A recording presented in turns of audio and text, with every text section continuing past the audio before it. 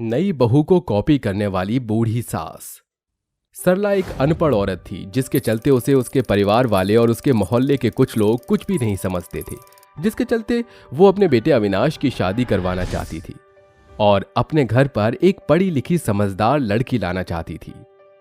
तो क्या हुआ अगर मैं अनपढ़ हूँ, जाहिल हूँ, गवार हूँ? अरे मैं इस घर में एक समझदार और पढ़ी लिखी बहू लेकर आऊंगी, जिसे देखकर गांव के सभी लोग कहेंगे कि सरला की बहू तो बहुत पढ़ी लिखी और समझदार है।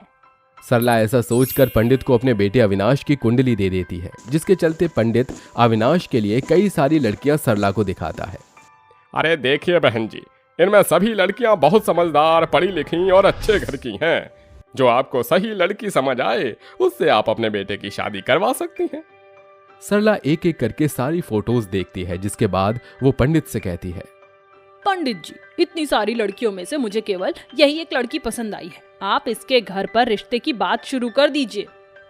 अरे वाह, क्या बात है, ये तो बहुत अच्छी ढूंढी है तुमने अपने लड़के के लिए। हाँ, बहुत बढ़िया, मैं फौरन इस लड़की के घर वालों से बात करता हूँ। पंडित ऐसा कहकर चला जाता है। कुछ ही दिनों में दोनों परिवारों के बीच शादी की रस्में शुरू हो जाती हैं और एक दिन सरला अपने बेटे अविनाश की शादी रितिका से कर देती है और अपनी बहू को घर ले आती है।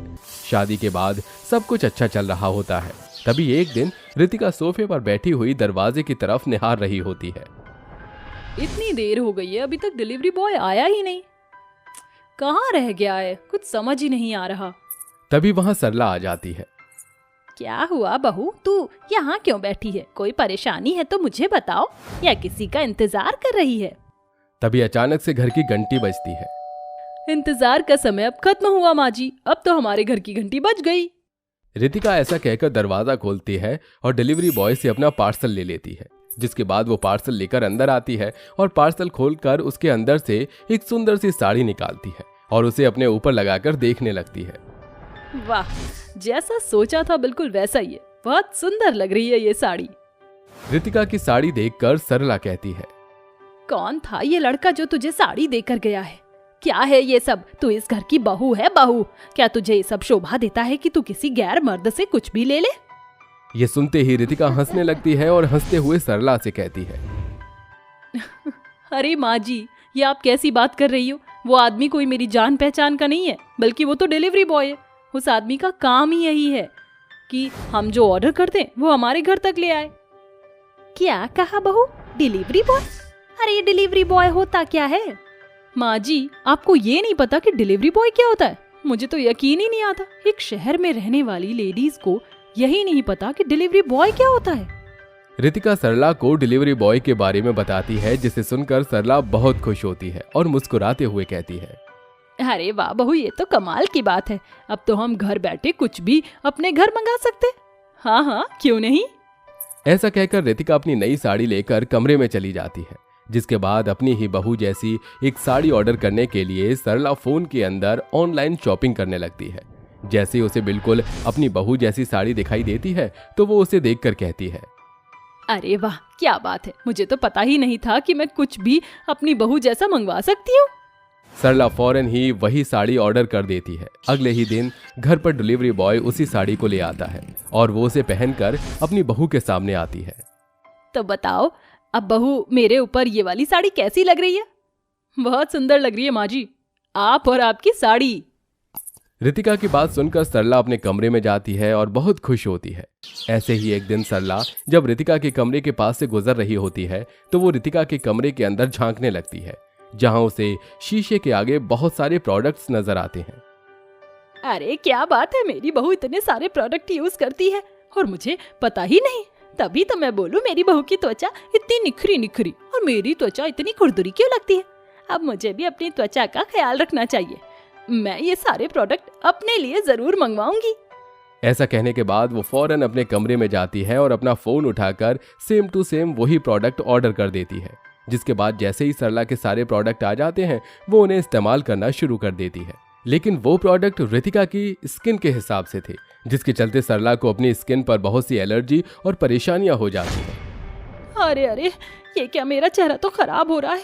मैंने तो वही प्रोडक्ट इस्तेमाल किए जो मेरी बहू अपने चेहरे पर लगाती है, फिर मेरा चेहरा निखरने की वजह और खराब कैसे हो गया? सरला शीशे में खुद को देखकर रोने लगती है।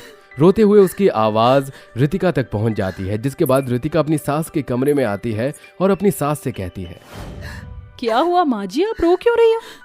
और आपके चेहरे पर ये क्या हो गया है? तू यहाँ क्यों आई है करमजली? चली जा यहाँ से और दोबारा यहाँ पर मत आइयो। तेरी वजह से मेरे चेहरे का क्या हाल हो गया है, देख रही है ना, ये सब तेरी ही करनी का नतीजा है। लेकिन माँ जी, इसमें मेरी क्या गलती है? अब आप ही बताओ ना, भला मैं आपके चेहरे को खराब क्यों करूंगी? तेरे इस्तेमाल करने वाले प्रोडक्ट ही तो लगाए थे मैंने, जिसकी वजह से मेरा पूरा चेहरा खराब हो गया। अब तू जानबूझकर ऐसे प्रोडक्ट इस्तेमाल करेगी जिससे मेरा पूरा चेहरा ही खराब हो गया। अरे माँ जी, आप भी कैसी बातें कर रही हो? एक तो आप हमेशा मेरी कॉपी करती हो, जो चीज मैं मंगाती हूँ वही आप मंगवा लेती हो, और उसके बाद जब वह आपके ऊपर अच्छी नहीं लगती या आपका कोई नुकसान होता है तो हमेशा मेरे ऊपर इल्जाम डाल देती हो। अरे आपको पता भी है वो सारे प्रोडक्ट मेरी स्किन के हिसाब से थे, मैंने ऐसे ही ऑर्डर किए थे। क्या कहा? तुम्हारी स्किन के हिसाब से? इसका मतलब मेरी स्किन के हिसाब से प्रोडक्ट अलग होंगे? अरे वो तो होंगे ही ना, क्योंकि आपकी त्वचा अलग है और मेरी त्वचा अलग। मैं आपके हिसाब से प्रोडक्ट ऑर्डर कर देती हूँ ताकि आपकी स्किन पहले की तरह ठीक हो जाए। रितिका अपनी सास के हिसाब से प्रोडक्ट ऑर्डर कर देती है, जिसके बाद कुछ ही दिनों में ऑर्डर आ जाते हैं और रितिका सरला को वही प्रोडक्ट इस्तेमाल करने का सही तरीका बताती है। देखते ही देखते सरला का चेहरा पहले की तरह खिल उठता है और वो अपनी बहू से कहती है, माफ कर दे बहू, मैंने सोचा था कि पढ़ी लिखी बहू आएगी तो उसकी कॉपी करके मैं उसके जैसी हो जाऊंगी, लेकिन कॉपी करने से नहीं होता है, सब कुछ अपने हिसाब से देखना पड़ता है। इस चीज का सबक मुझे आज मिला है, आज के बाद मैं तुझे कभी कॉपी नहीं करूंगी। ये सुनकर रितिका बहुत खुश होती है, लेकिन तभी सरला रितिका के चेहरे पर लगी हुई लिपस्टिक देखकर कहती है, अरे वाह बहू, तेरी ये लिपस्टिक तो बहुत अच्छी लग रही है। एक काम करती हूँ, तेरी लिपस्टिक जैसी एक लिपस्टिक और मंगवा लेती हूँ। ओहो माँ जी, आप बिल्कुल नहीं बदली हो, आप तो बिल्कुल पहले जैसी हो, पूरी कॉपी कैट। अरे बहू, मैं तो मजाक कर रही थी, मैं फिर कभी तुम्हारी कॉपी नहीं करूंगी, जो मेरे ऊपर अच्छा लगेगा केवल वही मंगवाऊंगी। ये सुनते ही दोनों सास बहू हंसने लगती हैं। वहीं कुछ ही दिनों में रितिका अपनी सास को आधुनिक चीजों की नॉलेज देती है और उसे नए जमाने के तौर तरीके भी सिखाती है, जिसके बाद वो दोनों सास बहू एक साथ खुशी खुशी रहने लगती हैं। संध्या रसोई में रोटी बना रही होती है, तभी उसे उल्टी आती है और वो भागकर आंगन में आकर उल्टियां करने लगती है। संध्या, तुम ठीक तो हो? पता नहीं जेठानी जी, कुछ दिनों से जी कच्चा हो रहा है और उल्टियां भी हो रही हैं।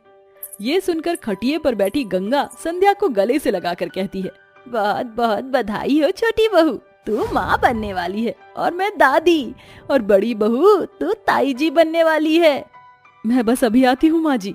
ये कहकर सुमन सीधे रसोई घर का रुख करती है और जल्दी से बताशे लाकर अपनी देवरानी का मुंह मीठा कराती है।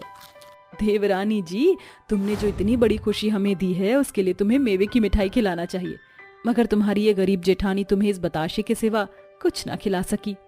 सुमन दीदी, ये बताशे मेवे और खोए की बर्फी से बढ़कर है, क्योंकि इसमें आपका प्यार भरा है।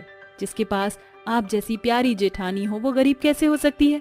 महंगे संगमरमर और ईंट से सिर्फ मकान बनते हैं, मगर ये क्या कम है कि हमारे गरीब परिवार में इतना प्यार है। सुमन और संध्या का स्वभाव बहुत ही सुलझा हुआ था। दोनों देवरानी जेठानी अपनी जिम्मेदारी के प्रति बहुत खरी थी। पूरे घर को साथ लेकर चलना और सभी को खिलाने के बाद आखिर में खाना, जिस कारण कई बार खाने का एक भी दाना ना बचता था और दोनों देवरानी जेठानी को भूखा सोना पड़ता। सालों बाद हम गरीबों के घर में खुशी आई है, भगवान करे इन खुशियों को किसी की नजर ना लगे। गंगा भी ऐसा कही रही होती है कि तभी सुबोध भागता हुआ उनके पास आता है। गंगा चाची, गजब हो गया। हुआ क्या है सुबोध? अरे तुम्हारे दोनों बेटे बीच सड़क पर मरे पड़े हैं, चलो हमारे साथ। ये सुनकर सभी आंखों में आंसू लिए हुए वहां जाते हैं जहां मनोहर और राजीव का शव पड़ा हुआ था, जिसे देखकर एक ही पल में उनकी खुशियां मातम में बदल जाती हैं। जिसके बाद उनका दाह संस्कार करके सभी घर आते हैं। तभी शाम ढलते ही मासूम राधा पूछती है, माँ, पिताजी और चाचा अब तक क्यों नहीं आए? देखो ना, शाम ढल गई है। तेरे पिताजी और चाचा अब कभी लौट कर नहीं आएंगे राधा, वो भगवान के घर चले गए हैं। ये कहकर सुमन राधा को गले से लगाकर फूट फूट कर रोते हुए बेहोश हो जाती है। तभी गौरी भागकर सुमन के पास आती है। माँ, देखो ना, बड़ी भाभी बेहोश हो गई हैं। माँ जी, हमें जेठानी जी को डॉक्टर के पास लेकर जाना होगा। आप बाबूजी के पास ठहरिए, मैं और गौरी जाते हैं। गंगा राम नारायण के पास रुक जाती है। राम नारायण बरसों से बीमारी के बिस्तर पर है। अस्पताल आकर गरीब देवरानी गिड़गिड़ाते हुए डॉक्टर से कहती है, डॉक्टर साहब, ये मेरी जेठानी जी है, देखिए ना, अचानक ये बेहोश हो गई। मुझे देखने दीजिए। सुमन की जांच करके डॉक्टर कहते हैं, देखिए, ये माँ बनने वाली है, मगर इनका खाने की कमी के कारण शरीर बहुत ही कमजोर है। इनके खाने पीने का अच्छे से ख्याल रखिए। गौरी और संध्या सुमन को घर ले आती हैं। मनोहर और राजीव के चले जाने के बाद गरीब देवरानी जेठानी के घर में दाने दाने के लाले पड़ जाते हैं। सभी के चेहरे भूख से मुरझाए हुए थे। लगातार भूख रहने के कारण गंगा की बीपी बहुत ज्यादा बढ़ जाती है और वो गिरकर बेहोश हो जाती है। दोनों देवरानी जेठानी दौड़कर गंगा के पास आती हैं। माँ जी आंखें खोलिए। संध्या, जल्दी से पानी ले आओ। लाई जेठानी जी। संध्या जल्दी से पानी लाकर अपनी सास के मुंह पर पानी के छींटे मारती है। तभी गंगा होश में आती है। भगवान का शुक्र है माँ जी, आपको होश आ गया। उस रात गरीब देवरानी जेठानी का मन अपने परिवार के मुरझाए चेहरे पर झलकती भूख को सोचकर चिंता में घुला जा रहा था। जेठानी जी, आप सोई नहीं? घर के बुरे हालातों में नींद कैसे आएगी संध्या? हमारा परिवार भूखा है। हम दोनों देवरानी जेठानी को अब कुछ करना होगा। इसी सोच के साथ अगले दिन दोनों गरीब गर्भवती देवरानी जेठानी भूखी प्यासी काम की तलाश में सारा दिन कड़कती धूप में भटकती रही और कहीं काम ना मिलने पर आखिर में एक राशन की दुकान पर काम मांगने जाती हैं। जयराम जी की भाई जी, कोई काम मिलेगा क्या? अरे शक्ल से तो ये दोनों औरतें भूखी नंगी फटी चल लग रही हैं। चल फोकट राम, इन गरीब का फायदा उठाते हैं। हाँ, काम मिलेगा। वो क्या है ना, मेरा नौकर आज आया नहीं, इसलिए तुम दोनों ये चावल गेहूं साफ कर दो। जी ठीक है। अपने परिवार की भूख मिटाने के लिए बेचारे गरीब गर्भवती देवरानी जेठानी दोपहर से लेकर शाम ढलने तक आंखें गड़ाकर गेहूं चावल साफ करती हैं। भाई जी, हमने सारे गेहूं चावल साफ कर दिए, हमें हमारे पैसे दे दीजिए। रुको जरा, देता हूँ। कंजूस पोकट राम देवरानी जेठानी की गरीबी का फायदा उठाकर उन्हें थोड़े से गेहूं देकर कहता है, ये लो तुम्हारा मेहनताना। भाई साहब, हमने सारा दिन गर्मी में पसीना बहाकर इतनी बोरी गेहूं चावल साफ किया और बदले में आप ये मुट्ठी भर गेहूं दे रहे हैं। भलाई का तो जमाना ही नहीं रहा। एक तो मैं तुम दोनों गरीबों को गर्भवती देखकर ये गेहूं दे रहा हूँ, नहीं चाहिए तो चलो निकलो यहाँ से।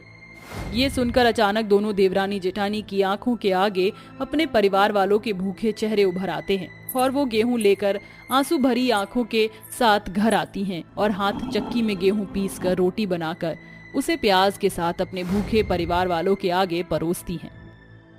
माँ जी, गौरी, खाना खा लीजिए। सुमन भाभी, संध्या भाभी, इस खाने की जरूरत हमसे ज्यादा आप दोनों को है। आप दोनों प्रेग्नेंट हैं और ऐसे में भूख ज्यादा लगती है। अरे हमारी प्यारी ननद, वो क्या है ना, रास्ते में आते वक्त भंडारा बट रहा था तो हमने वही खा लिया, हमारा पेट भरा हुआ है, तुम खाओ।